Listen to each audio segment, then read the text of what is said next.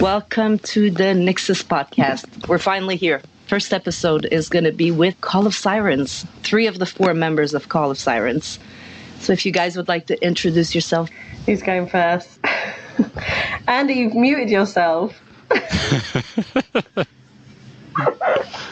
I'm Andy. So Andy Borden. I'm, I guess, co-founder, originator, guitarist, songwriter, manager of Call of Sirens. That's me. I'm Melany. I am the lead singer of Call of Sirens. I basically just jump around on stage and pretend I know what I'm doing. I am Nick. I am the co-founder and bass player and one of the songwriters for Call of Sirens. That's me. Find out more as we go, I suppose. You guys have Connor, who plays the drums. That's right. Yeah, he bashes things really hard. Yeah, that's him. Really, really hard. But he does it very well. Well, all of you guys are doing amazing. I mean, this was my first time hearing you guys when Andy reached out for the podcast. And my first thought was, Paramore. Like, that's the vibe you guys gave me. And I'm a big Paramore fan. I'm a big Haley fan. So. Oh, amazing. Thank you. Thank you. I already put you on a playlist. I'm hoping this podcast can help you guys get your name out here, like especially here in the US. I know you guys are from the UK. Yeah, the US seems to like us at the moment. We're getting a lot of our streams from over there, which is quite cool. Yeah. That Paramore vibe. Yeah, right? I love it. Thank you. What has brought you guys together? How'd you guys all meet?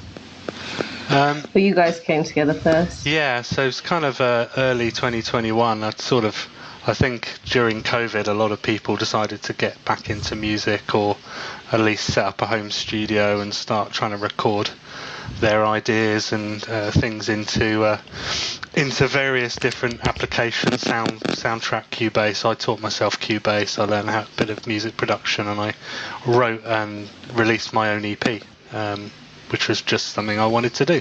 I've been away from music for a while, and I thought that would be a good way of getting back into it, was not just playing guitar a bit more and writing a bit more, but actually learning some of the production side of things. So I did.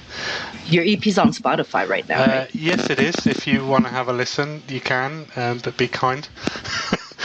I already had a listen. I don't profess to being a drummer and knowing how to program drums, but I did my best. But yeah, it was just putting it out there. Whether it had its success or not is immaterial, but it was just fun to do, and it kind of got the juices flowing again to wanting to sort of get back into a band scenario. And it's great sitting in the bedroom making music. It's a really good place to be, but it's a little bit dull. Yeah, can be a little bit dull. Yeah, for sure. So I sort of started reaching out for songwriting partners, really, and I think, correct me if I'm wrong, Nick, I was sort of putting myself out there on Bandmix, which is a sort of an application here. I think you might have been stalking me a little bit. And when you get that thing where it says like, this guy's been viewing your profile, I was like, who's this guy been viewing my profile? He's been viewed it 300 times. He's really keen. Could very possibly, yeah. I can't swipe right. So I thought it was probably a good idea that, like, considering he'd been like stalking me for so long, that we'd meet for coffee and cake, because we didn't live too far from each other. So we met at a little Chocolate Frog tea room, I think it was. If anyone in the US ever wants to find a really British tea room, then the Chocolate Frog tea room is the one to go to. We chatted about music. I think we found that we had similar tastes and similar ideas. We were quite ambitious about creating a really good sound. I think we both had quite progressive tendencies. I've always been into quite a lot of the progressive rock, the heavier side of heavy metal, into sort of death metal territory, but I've also a massive fan of the classics as well. And Andy, I think, just kind of resonated on those things. And that's kind of how it all started out, just a shared love of really good music, I suppose, right? Yeah, we had some sort of similar backgrounds, kind of similar age. We've been in a similar amount of bands. We've been around the scene a similar amount of time, and we've kind of just connected on a few different levels. So when we started talking about, the kind of sound we wanted to create, and we started writing those first few songs, it was pretty obvious kind of the way we were going to go. And then that kind of led us on to having various singers and drummers join us, and it took a while for it to settle down, and really since the middle of 2022 we've been fairly settled with Connor and Lani joining us, and we've had a lot of adversity. Like, I think it's one of the big challenges of like starting anything fresh and new is, you work with people, you want it to work out with people, but ultimately there's so many other factors that go into being a musician and Absolutely. artist, working with people. And and as I've kind of learned in this band and in previous groups as well, right, is that sometimes when you have setbacks, actually it can just be a step forward that you just don't know is happening. And I think it's definitely been the learning curve with Call of Sirens, right, Andy? Yeah, and everything that's happened, we've always ended up better for it. So, I'm not going to. That's how it's got to be. Inflate Lany's head at all, but we always end up better shape than we are before, and it's great. Yeah, I think you guys found your sound. It's pretty organic. The four of you guys together, it meshes well. I think you got a nice little setup here. Absolutely. Indeed, yeah. So what's the story behind the stage name? Well, I guess I just like mermaids, and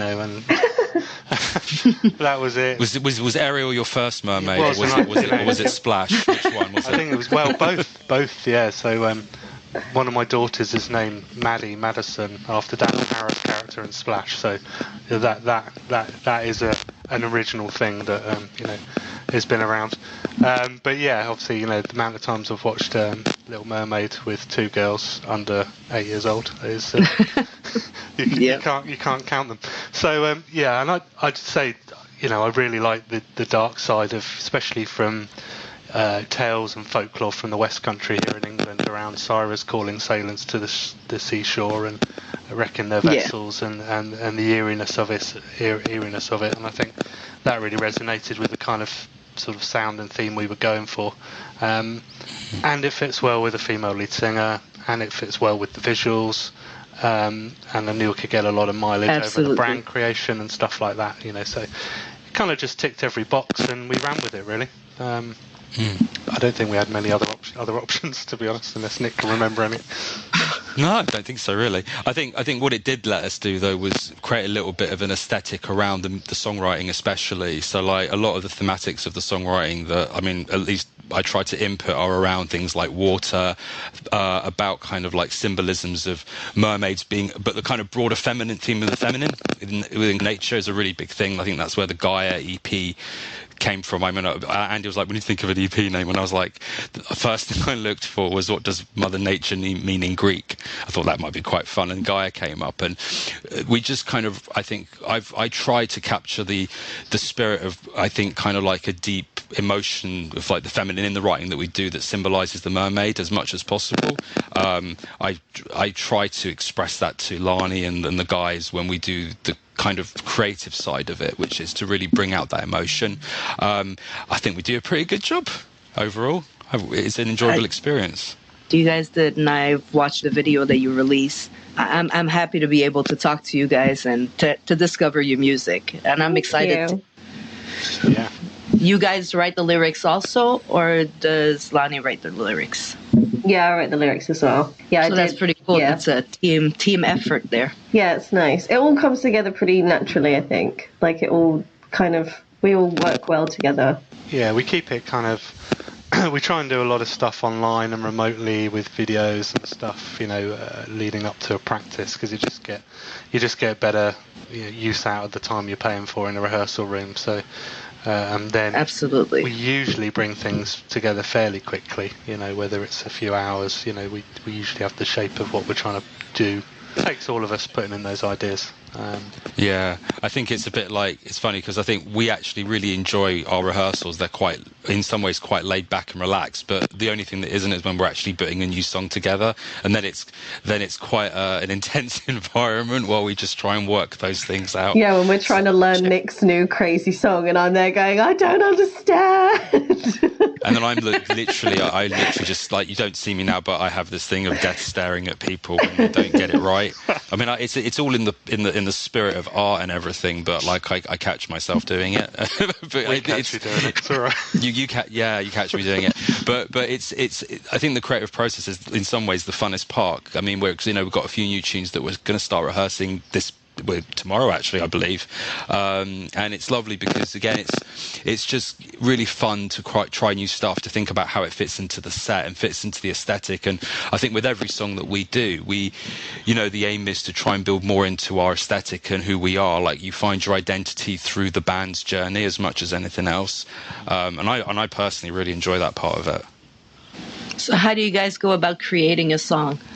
Do you guys get the guitar down first? Do you guys get the lyrics down first? Or is it like never the same? It depends on... It's a bit random, isn't it, guys? I mean, it depends on who. I mean, I think there's probably two ways we write songs. One is I go, guys, I've got a song, here it is. Yeah. And I'll normally sort of flesh it out either on the guitar or the bass. But in terms of like ideas for songs in the creative process, as I always say to the guys, I just need a little bit of a deep emotional thing to get interested in. If something resonates emotionally with me, I'll like, right, what was that thing? And, one example, we do a song called When I Rose, which isn't one that you've listened to probably. It's one of our live set. And it's about a mermaid, but it's specifically about the mermaid in that film called In the Lighthouse with Robert Pattinson and Willem Dafoe. It's a bizarre movie. I've never seen it, don't spoil it. I'm not going to say anything about it. But anyway, there's a mermaid in it. And I thought, if the mermaid could sing, what would she sing? So I wrote a song about that. And it's just, sometimes it's just nice to just find like things that resonate with you. And then a lot of it is just, I'll share it either just as a guitar riff or a bass riff on WhatsApp to Andy. And sometimes Andy will be like, please send me the chords.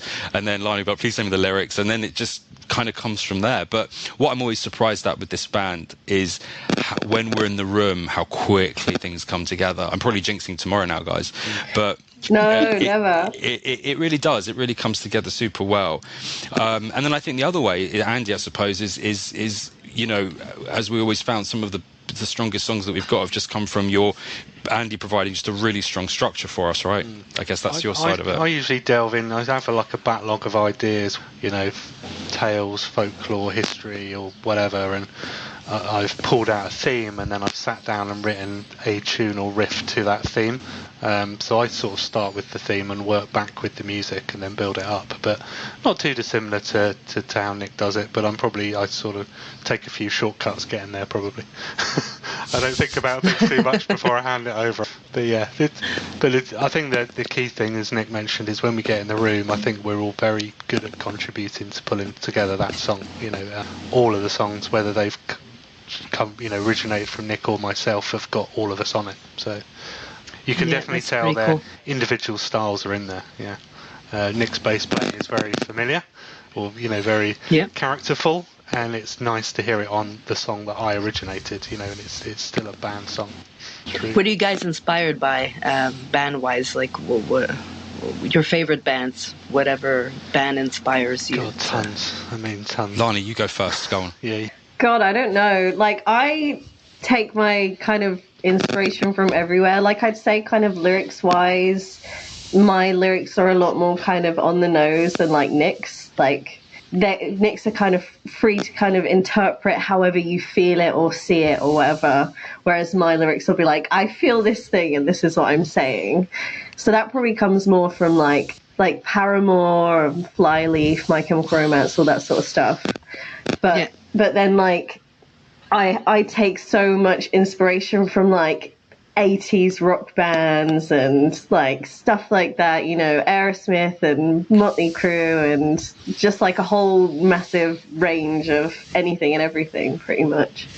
To me, Aerosmith are a 70s band, Lani. Yeah, I know. I said 80s, and then I was like, they're not 80s. It depends on what era you remember. I know. What songs you like, Yeah, that's true.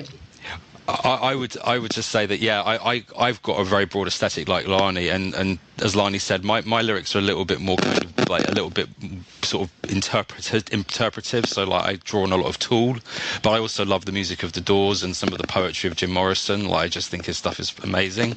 But I grew up in a musical theatre family, and I'm also Jewish, so we grew up with like a lot of traditional Hebrew music, which is kind of very rich in its kind of structures and the way it produces itself. And so I've always just loved all music, really. I mean, and what I love is kind of mixing it up within the songs that we do. So depending what you've heard, some of the songs, they have kind of like groovy verses and then quite grungy choruses. And I think it's just because, again, it's hard. I like to pay tribute to really good music from all the eras that Lani mentioned, as well as some of the 60s stuff and more progressive heavy stuff. And what I think that allows us to do as a band anyway is just have a lot of fun, right?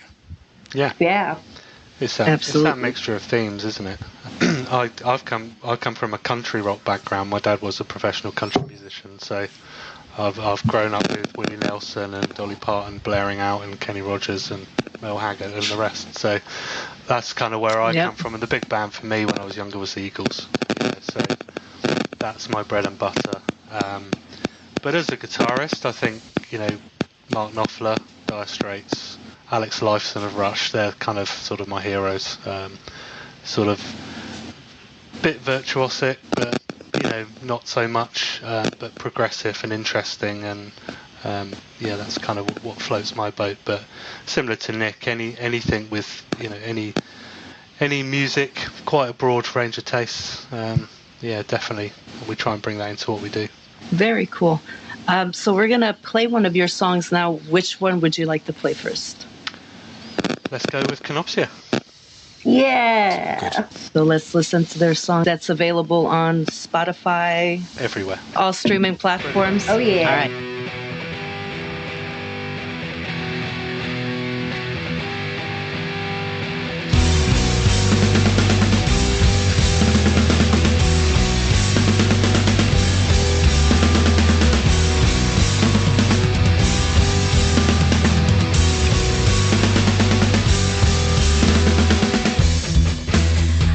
Memories deceiving me.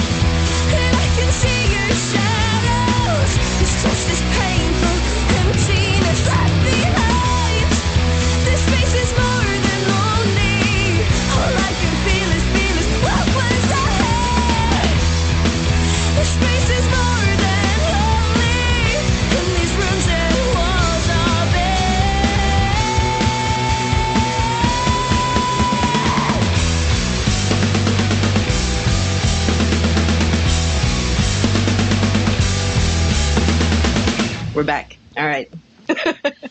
So we just listened to your first single that was released in November, right? Yeah, 18th November, yeah. You want to talk a little bit about that song? Well, that was a weird one. So that was sort of originated from a riff that I sort of was messing around with, and I was, as Nick knows, I've been going on about it for a long time, a big fan of the Dictionary of Obscure Sorrows. I use it for quite a lot of songwriting fodder, and there's plenty of stuff on YouTube about it, and you can search all about the weird words, nouns and verbs that this guy's come up with for various things, and many bands have used it. Tesseract used Sonder for the name of their album, and etc, etc. Lots of bands have used it. So I sort of, when I'm short of an idea, I go in and find one, and then plagiarise it a little bit. But then you've got to build a song around the theme. So I use it as a starting point to to build a theme. That one was very much about just being spooky, and we essentially it's about about having a hyper empty place, and you see after images and shadows of people you might know or you could have known, but you can't quite see them or grasp them, and then we build a bit of a story about it, which formed the basis of what you see in the music video. Lani obviously crafted the lyric around it, and then it sort of grew out of that, and I think with every layer it's become something a little bit different, but it's we just generally try and keep it a little bit creepy, quite punchy, and that was kind of the aim of the song. That's the first one I listened, so that was my first impression was that song. I'm still rocking your songs when we're driving in the car right now. So. Oh, amazing. I love that. I love the fact they're getting heard stateside. Like there's I know. It's like it's there. It's so weird. Yeah, like Lani said, we're very surprised the amount of US listens it's had. It's nearly at 10k streams on Spotify. So it's pretty cool when you see your song being played everywhere. We listened to your first song.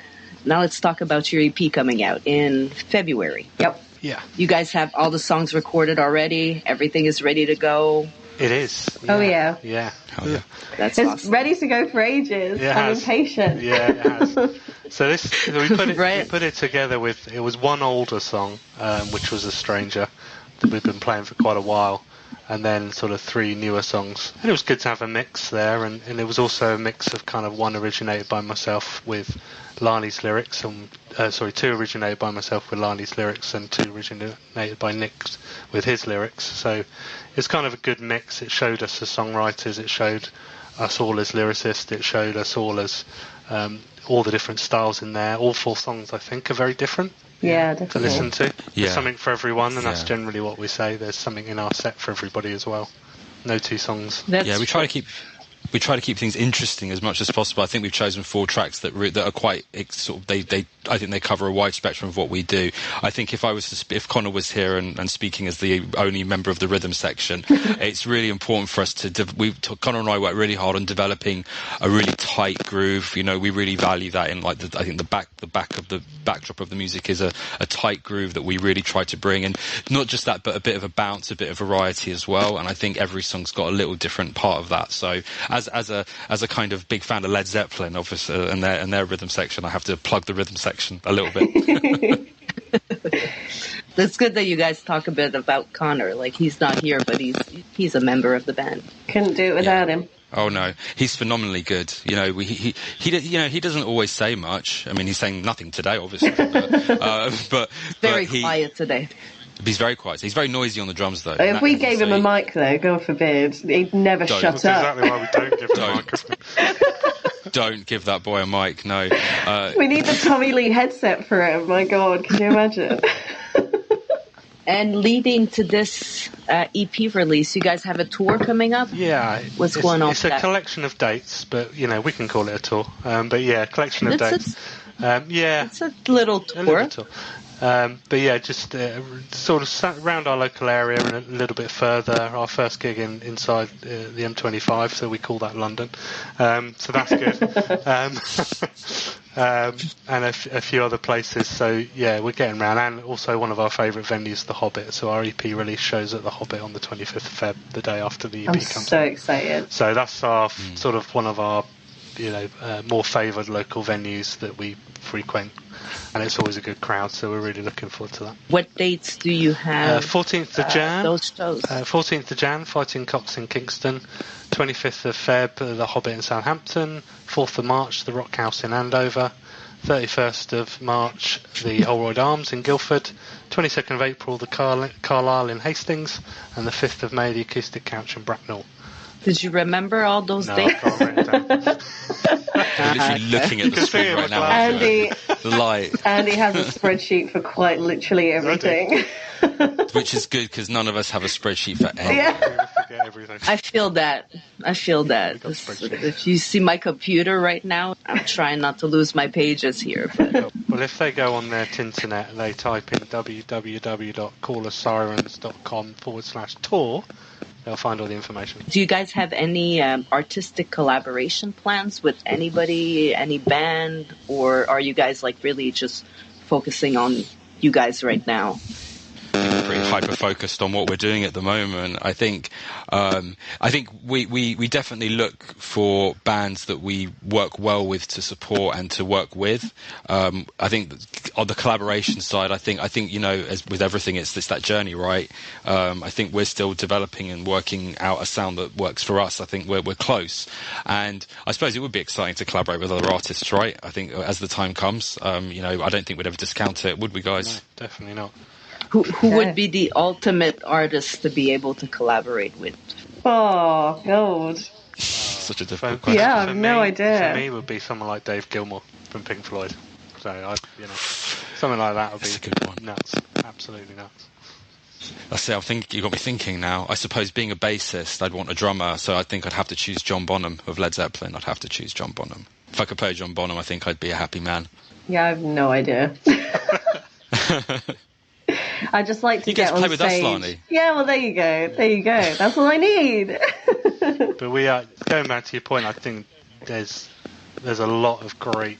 Your point, Nick. There's a lot of great bands we play with and on the same bills, and we're amazed by the talent. Every time we play a gig, we're not quite sure of all the bands that are playing on the same bill, and there's always one that surprises us, and we go, okay, they're amazing. They're going to be massive, yeah. And that happens to us at least every gig, yeah. There's a really I think strong as well. community, especially where we are. There's a strong music community.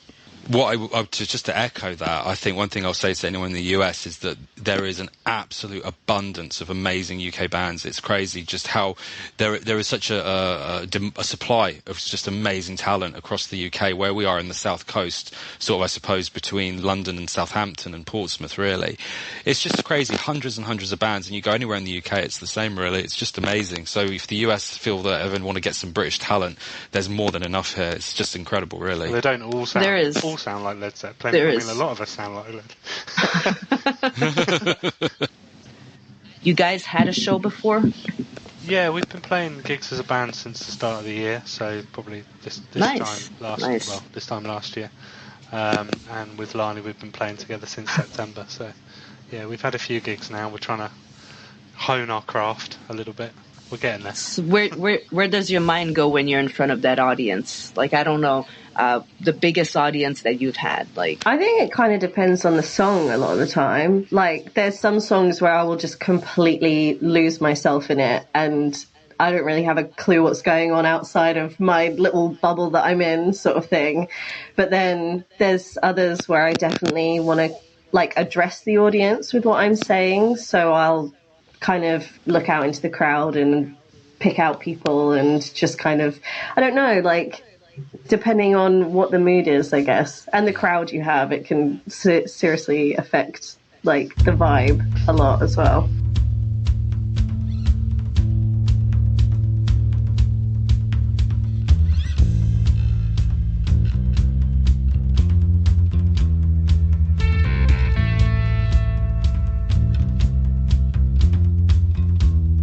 Waywardly walking, my feet dry, digging the ground.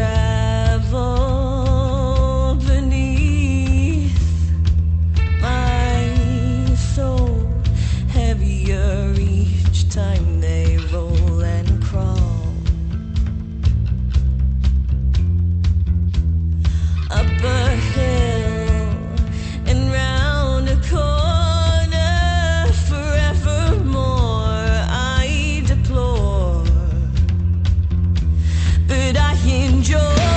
I cry for everything I have done. Why I am walking when I need to run. Truth, maybe it's everything I don't know, but for all this I know that I need to go right now.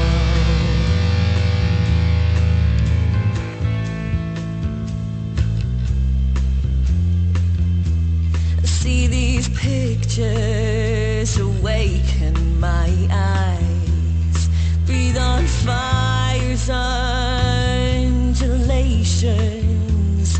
For this cave I've built has come between these sheets I made, and now I'm stranded and unable to pray. I cry for everything I have done. Why I am walking when I need to run. Truth, maybe it's everything I don't know, but for all this I know that I need to go right now.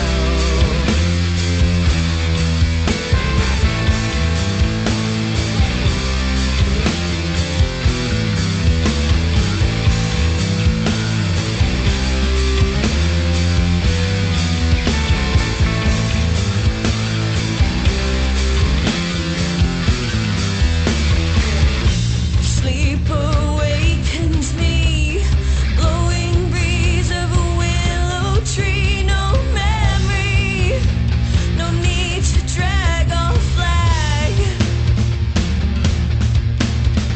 Silently sit upon its ancient branch, green with liquor and splendor. I suck the root, I suck the root, I suck the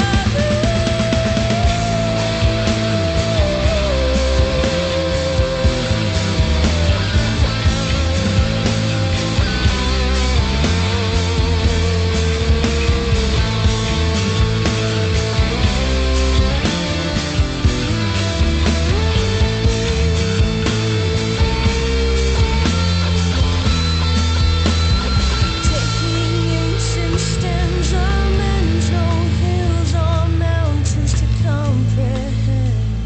Taking ancient stems or mental hills or mountains to comprehend.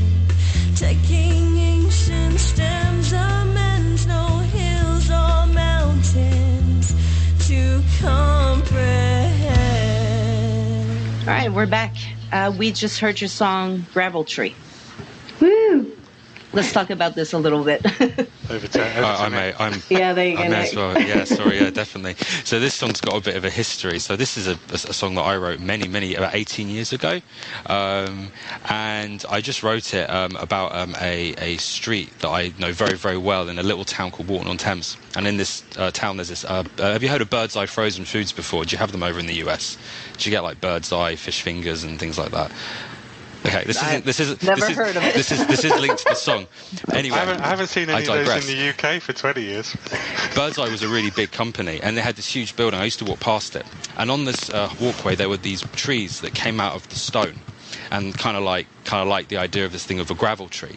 But it also, the song itself is about kind of how that was a walk that I knew well, and it was a walk that I always dreaded. So it was kind of about how I found the walk to be difficult and wished something magical would happen. And hopefully that came out in the song. Okay, I'm going to have to now research the Bird's Eye frozen foods. It's Yeah, called the Bird's yeah. Eye building. It's like one of these. It's like a 1960s building with these like blue and white facade. It's very interesting. It's very cool. Very retro. Bird's Eye kind of. building.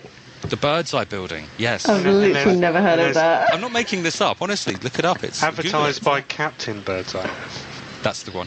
which was a That's the one. fictional sea captain. My mum used to work there, and she used to bring Solero ice creams home because Solero's like this mango outer shell with vanilla ice cream inside. I'm not going to write a song about that, but What about Arctic but, rolls? You're not doing Arctic rolls. I'm going to have to go and get myself something to eat now. If you guys could perform anywhere in the world, any venue in the world, where would it be? Oh, I would love to perform at Download Yeah. Festival. Like, I feel like, you know, any little stage at Download, I'd be happy just to be there. Yeah, that'll be on the list somewhere. Been there quite a few times as a watcher, as a listener, but yeah, to go there with a band would be amazing. As long as you got to stay for the rest of the weekend as well, obviously. Yeah. Definitely. So you can enjoy everybody else. Absolutely. Yeah, absolutely. Yeah, that's a good one. When do you guys like creating music? Like, when's your best time? Whenever the kids leave me alone long enough. I felt that. Okay. Yeah. I think there's this little window I get between like dropping the kids off at school and having a shower and getting out the shower where I literally go la la la la la la la la la, Record it on your phone. and I do that just kind of just like, am I going to remember that? Maybe not, but I should probably record it. And then I'm running around with a towel and looking for the phone. Yeah, it's a little bit haphazard, but I guess that's about like sort of 8:45 in the morning if you're going to put a time on it. Whenever you have time, yeah. Usually for me it's sort of later at night, so you know, between 9 and 12 at night. So later on when I get some peace, I can sit in my dark creative space. Yeah, I'm definitely more of a late night person. It's a funny one. I once wrote a song driving the car to and from Portsmouth. It was really bizarre. Like, I lard the whole thing out on my phone. La la la la. It sounded awful, but I put it together and it sounded okay. But sometimes I find that if you just, with writing and creating, it's just like if you just sit back and kind of, as I said to Lani, you just got to be ready to receive it when it comes. You just got to be ready for it. I think that's such an important lesson that I've learned over like writing songs for so many years, is you just got to be ready for the inspiration and ready for that. I always say the best way to start a good song is with the hook, like the thing that kind of draws you in. Start with that, and then everything else is just fluff around it as long as it kind of works. That hook is everything, really. How do you guys think that social media changed the game? Like, how did it change the music industry? I just kind of hate social media in general. I hate how much it's a tough one because obviously it has the pros of people being able to, you know, reach other people they never would have before through the internet. But I just feel like it's turning people into machines. Like, there's just this need to constantly pump out stuff after stuff after stuff with anything, whether it's music or art or like anything, and we don't work that way. Like, we aren't machines, and when it's being forced out of you, I think sometimes you can definitely lose the joy in it as well. Like, it's a tricky one for sure. It's a massive game changer, I think. I mean, I'm of that age where I remember the music, you know, the music culture in the 90s and early 90s, and I remember going to the music store and buying CDs, and that was how you did it. That's how you showed tribute to a band. Yes, yeah. I think these days, you know, consumers of music, I'm not saying this as a judgment or a criticism to listeners, right? But it's easy to become very lazy and very treat every artist like a consumable product. Yes, and absolutely. I think the issue you've got there is the idea of having like loyalty as a fan base is much harder these days. Like, you know, you go to an HMV Records in Oxford Street and you spend like 45 minutes there with your mates looking through records and saying, I'm going to get the Beatles and I'm going to get the Smiths, and you really pay tribute to those bands, and I feel that we've kind of lost that a little bit, and that makes me sad. That makes me sad. I'm not sure if people actually does anyone listen to like a full album anymore. It's all like you have like a 20-second clip of a song from TikTok, and that's all anyone cares about at the moment. Only if I'm already invested in a band. New bands, you've got to take 45 minutes out of your day to do it, haven't you? For a band you don't quite know that well. Yeah. Are you going to do that? I just love the conceptual side of an album, right? Not to go on a tangent, but actually writing an album which has a sort of unified concept, the way that bands used to. I love, that's for me what music is all about. It's about a set of movements. It's not just one song. It's not that consumable thing. And that's what really gets me about social media and the Spotify culture is, you know, it's all an algorithm. So there's no natural kind of organic discovery of a band through loyalty and through hard goddamn work as a listener. Go walk to the store, get my record, you know. God damn it. Go for it. Go work hard for it, man. Social media is great for this, though. Yeah, Being able I mean, to reach across. It is. To you know. It's kind of a necessary evil for us to compete at the moment. Yep, exactly. But Yeah, the problem is you can't do without it nowadays, Yeah, can you? but You I- have to do We it. have to, but I think we are. If it wasn't there, I don't think necessarily we'd be slaves to it. So I think that's the difference. Have you guys ever participated in a music competition? You guys ever? We're in a competition right now. We are.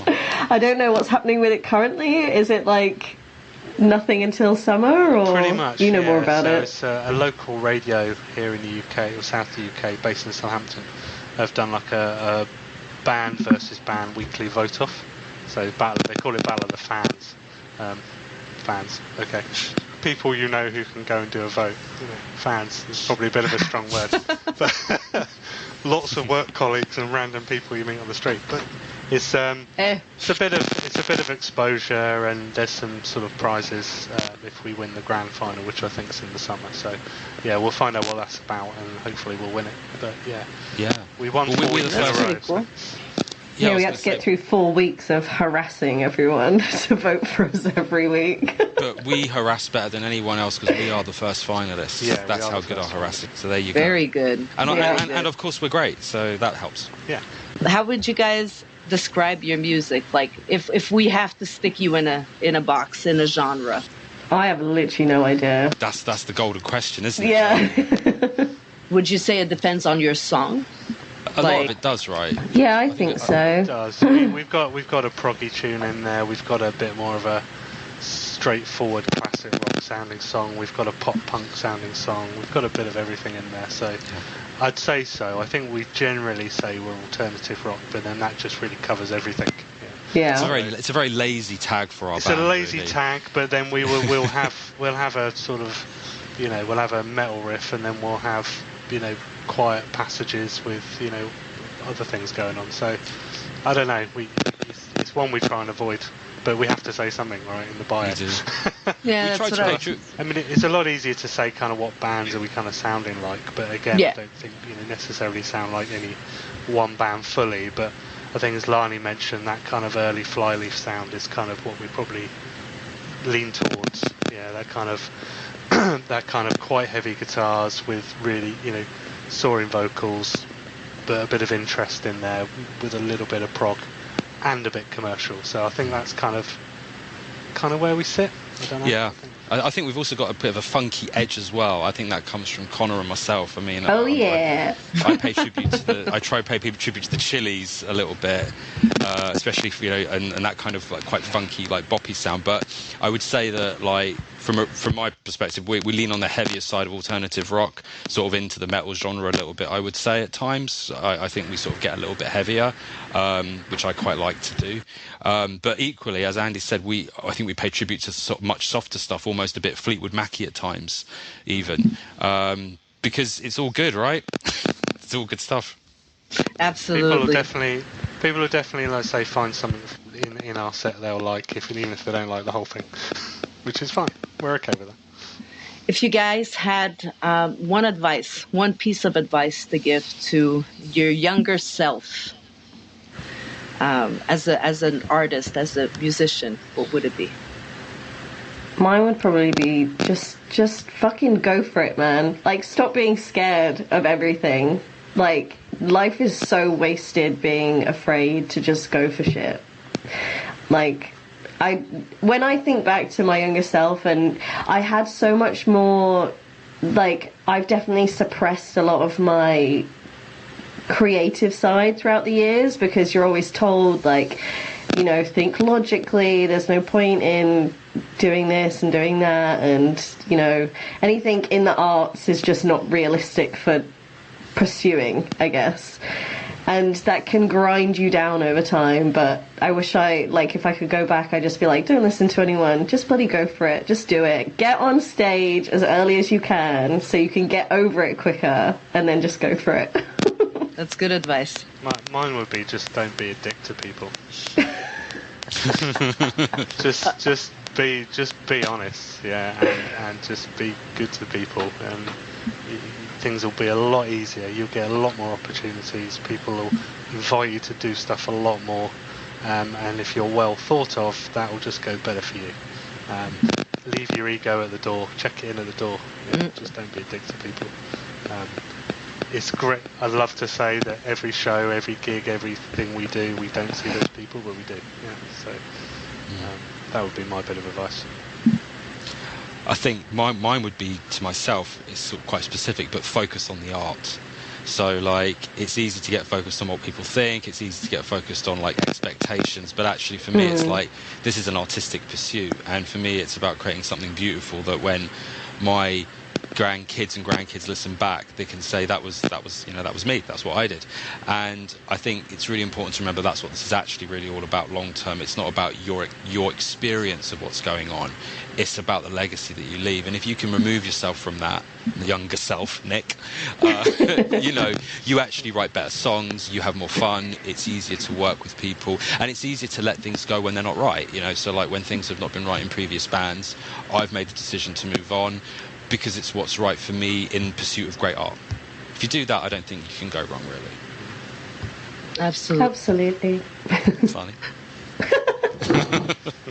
So you guys have anything you want to say before we close out? Expect great things from 2023. Expect more music, expect more releases. We're holding back on purpose because we want to really give people the opportunity to listen to our music as it grows and evolves. I'm just really excited to share it with everyone. Me too. I'm excited. So you got two singles out right now, the EP coming out, and the tour coming out. So that's pretty exciting. It's a good way to start the year. I think the main message is, thank you to everyone who's already had a listen to it and been to a gig and given us a follow and a like. Yeah, we've had amazing support already. It's been brilliant. So just more of the same, please. That'd be great. Thank you. All right. Well, I thank you guys for being on the show. Thank you. And I'll have you back in 6 months, like we said, if you guys want. I'll be a little more experienced, and we can talk about your tour, everything that happened. We'll have something else to talk about. Definitely. Absolutely. I appreciate you guys. Thank you so much. Thank you.